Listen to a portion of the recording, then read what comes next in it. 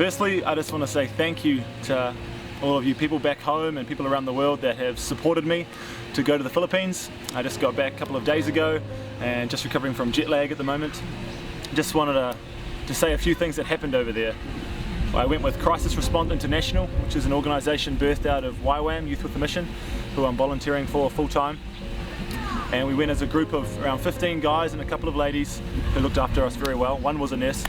And we got to distribute food to thousands of people. We saw much devastation, much destruction of houses and homes, but a joy that far surpassed the destruction around them.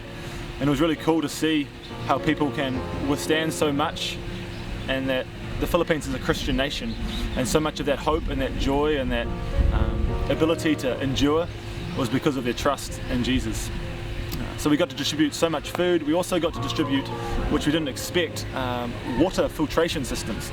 We got donated a whole bunch of those, and those last over 10 years, can filter any water except for if there's hard chemicals.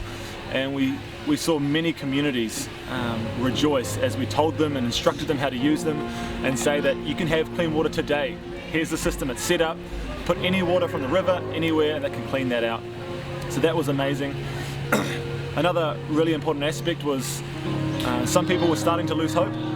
Some were devastated and didn't know what to do, and it was amazing being the answer to prayers. That as we went from place to place, people were saying we'd prayed for help, we'd prayed for people to give us supplies or to lend a helping hand, and to actually be the answer to people's prayers was surreal.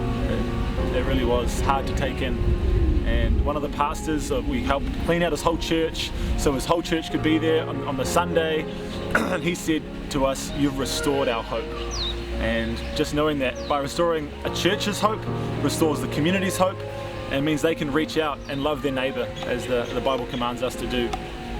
We also saw healings. In one service we did an altar call for healing and saw 8 deaf people start to hear for the first time in their life. And 4 of those people were mute as well, and they began to speak for the first time in their life. So just crazy miracles, seeing the power of God move.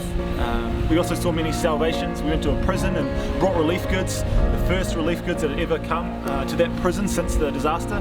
And we went about 1.5 weeks after the disaster to that prison, and we were able to give them water filtration systems, able to give them food, and we also shared the gospel and saw an overwhelming majority of the male prisoners give their hearts to the Lord for the first time, over 70 people, which is one of the highlights for the team. And lastly, just wanted to encourage you all to continue with keeping the Philippines in your prayers. It's still a major place of destruction and hardship, and it's kind of out of the news now, but they still are in need of a lot of food and a lot of help. So just wanted to say thank you all for your support of me in this trip, that it has changed my life so much. I don't know if it's more than we got to help, but it feels like I received more by giving of myself there than what I could possibly give out. Such an amazing nation, such amazing people, and I have learned so much of how to love and how to give, and it's been made possible by your support. So thank you very much, and God bless you all.